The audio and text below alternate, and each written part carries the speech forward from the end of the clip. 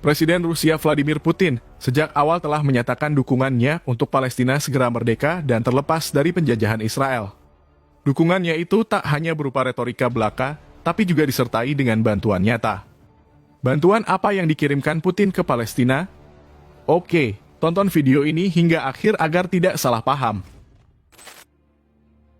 Saat serangan kembali terjadi di beberapa rumah sakit di Gaza, terutama di rumah sakit Al-Ahli dan menewaskan ratusan orang, Putin kembali menyatakan keprihatinannya. Ratusan orang tewas dan luka-luka membuatnya berpikir bahwa peristiwa yang terjadi di Gaza adalah hal yang mengerikan. Putin berharap peristiwa itu adalah sinyal untuk segera mengakhiri konflik secepat mungkin. Rumah sakit di Gaza memang tak hanya sebagai tempat perawatan, tetapi sekaligus menjadi tempat berlindung warga Gaza dari serangan udara Israel. Serangan ini juga sekaligus meningkatkan jumlah korban jiwa hingga tembus angka 3.000. Pantas saja Rusia kembali bersuara. Sejak awal konflik Hamas-Palestina dengan Israel, Vladimir Putin sudah tampil di depan publik menyatakan dukungan kepada Palestina. Mulai dari kecaman kepada Israel karena menyebabkan kematian warga Gaza, hingga menyebut Israel adalah perampas tanah warga Palestina. Putin menilai bahwa tanah milik warga Palestina diambil alih oleh Israel dan sebagian besar caranya menggunakan kekuatan militer alias kekerasan. Kemudian di saat negara-negara Uni Eropa mengecam aksi Hamas yang menyerang Israel dan memasukkannya ke dalam daftar teroris, Putin sama sekali tidak melakukan hal yang sama. Putin malahan menyeret nama Amerika Serikat sebagai dalang dari aksi brutal Israel ke Palestina. Menurutnya apa yang terjadi saat ini adalah kegagalan kebijakan Amerika Serikat di Timur Tengah. Amerika mengabaikan kepentingan rakyat Palestina termasuk kebutuhan mereka akan negara. Sudah terlalu lama Amerika dan Barat mengabaikan hal ini bahkan sejak tahun 60-an. Mereka malah mendukung aksi kejam Israel, melihat kekerasan yang terjadi saat ini. Putin menilai bahwa kunci untuk menghentikan penyerangan brutal Israel adalah segera membentuk negara Palestina dengan ibu kota Yerusalem Timur, dan rencana itu tidak bisa ditunda-tunda lagi. Putin juga menyatakan kesiapan Rusia untuk menjadi mediator sebagai upaya penghentian serangan. Kesediaannya ini disampaikan di hadapan negara-negara Arab lainnya, termasuk Iran. Inisiatif menjadi penengah dilakukan agar tak ada lagi korban dari warga sipil. Selain itu, juga untuk mencegah perang regional terjadi. Putin melihat apa yang terjadi di Gaza sama dengan peristiwa mengerikan yang pernah menimpa Soviet Rusia. Ia bahkan menyamakan Israel dengan Jerman di bawah kepemimpinan Hitler. Apa yang dilakukan oleh Israel di Gaza mengingatkan Putin pada kekejaman Nazi Jerman saat mengepung kota Leningrad. Atau sekarang dikenal St. Petersburg di Rusia pada Perang Dunia II pada 1941 hingga 1944. Pengepungan ini dikenal dengan pengepungan terbesar dan paling berdarah yang pernah ada dalam sejarah. Sebanyak 1 juta jiwa tewas dalam peristiwa itu. Putin tak mau peristiwa itu terulang kembali, makanya ia tak henti-hentinya memperingatkan Israel untuk tidak melakukan pengepungan di wilayah Gaza. Semua dukungan dan bantuan Putin pun disambut baik oleh Hamas. Kami mengapresiasi posisi Presiden Rusia Vladimir Putin terkait agresi Zionis yang sedang berlangsung terhadap rakyat kami.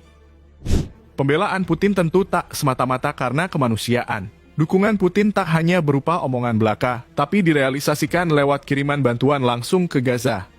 Total bantuan yang dikirimkan mencapai 27 ton. Berupa bahan makanan tepung, gula, beras, dan pasta. Bantuan itu dikirimkan menggunakan pesawat angkut IL-76 dan dibantu pengirimannya oleh Organisasi Kemanusiaan Bulan Sabit Merah Mesir.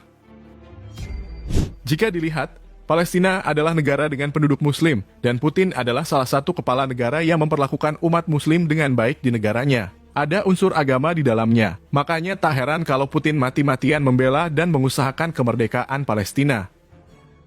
Sejumlah kebaikan Putin terhadap umat Islam sudah sangat sering terlihat. Putin juga pernah mengkritik kebebasan berpendapat yang dilakukan dengan menghina Nabi Muhammad SAW. Menurutnya penghinaan itu malah menjadi sebuah pelanggaran kebebasan beragama dan melukai hati para pemeluk agama Islam. Makanya muncul aksi ekstremis sebagai respon dari penghinaan itu. Majalah Charlie Hebdo di Paris mendapat serangan di kantornya karena telah berani menerbitkan kartun yang menghina Rasulullah SAW. Sikap Putin merangkul umat Islam sebenarnya diturunkan dari nenek moyangnya. Para pendahulu Putin terutama Vladimir the Great atau Vladimir I Lewat kepemimpinannya, Islam hampir menjadi agama wajib. Sayangnya terkendala di beberapa aturan. Dalam agama Islam ada beberapa larangan, seperti dilarang minum minuman keras. Vladimir the Great saat itu adalah tukang minum, bahkan ia menyebut bahwa minum adalah kesenangan semua orang Rusia, dan mereka tak bisa hidup tanpa itu. Itulah salah satu alasan Islam tak menjadi agama wajib di negeri beruang merah. Tapi Vladimir tetap menyayangi umat Muslim dan membiarkannya berkembang. Jika mengacu pada data dari United States Commission on International Religious Freedom tahun 2022, Islam memang menjadi agama terbesar kedua dengan persentase 5% dari penduduk Rusia, yaitu sebanyak 14 juta warga Muslim. Walaupun begitu, Islam tetap mendapat status agama minoritas. Untungnya umat Muslim sangat bebas beribadah dan melakukan aktivitas tanpa adanya persekusi di Rusia. Di Rusia, umat Muslim dianggap sebagai bagian yang tak terpisahkan dari sejarah negara tersebut. Umat Muslim begitu dihargai di sana. Saat perayaan Hari Raya, Putin mengucapkan Selamat Idul Adha kepada umat Muslim. Dalam pidatonya yang dibacakan oleh Mufti Sheikh Rawil Gainidin, selaku Kepala Badan Spiritual Umat Muslim atau SUM Federasi Rusia menyampaikan, kalau Putin sangat bahagia, karena komunitas Muslim di Rusia terlibat aktif dalam kehidupan bernegara, pendidikan, dan kegiatan amal. Semua yang dilakukan oleh umat Islam sangatlah diapresiasi oleh Putin. Karena itu, umat Muslim juga sangat berterima kasih atas dukungan yang telah diberikan kepada mereka. Putin juga selalu tampil di depan umum jika ada yang mengusik kehidupan umat Muslim. Salah satunya saat terjadi pembakaran Al-Quran di luar Masjid Stockholm, Swedia. Seorang pengungsi Irak yang tinggal di Swedia pun langsung melaporkannya. Beberapa negara dan organisasi Arab juga mengutuk keras aksi itu. Sebaliknya, negara-negara Barat malah menormalkan pembakaran Al-Quran dengan dalih kebebasan berpendapat. Walaupun namanya kebebasan berpendapat, tetap saja ada batas-batas yang tak boleh dilanggar. Di Rusia, tindakan membakar kitab suci umat Islam sangat terlarang. Menurut Putin, Al-Quran harus dipandang sebagai kitab suci oleh semua orang. Bukan hanya untuk umat Islam, kita bisa mencontoh bagaimana ia memperlakukan Al-Quran saat dihadiahi oleh Arab Saudi. Terlihat kedua tangan Putin memegang dan memeluk erat Al-Quran. Foto tersebut pun sampai dijadikan sebagai reklame di Lebanon dan dirayakan dengan penuh sukacita. Itu sebagai bentuk cinta umat Islam Lebanon kepada Putin, yang selama ini memperlakukan umat Islam dengan sangat baik. Jadi tak heran kalau Putin disebut sebagai pemimpin negara yang pro-Islam. Nah, sekarang Rusia juga bakal turun tangan. Putin dan Islam memanglah sebuah topik pembicaraan yang menarik.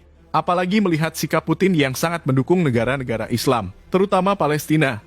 Presiden Rusia tersebut terus mengusahakan upaya terbaik untuk mencapai kemerdekaan Palestina. Itu yang bisa kami sampaikan. Semoga menambah wawasan kalian. Terima kasih.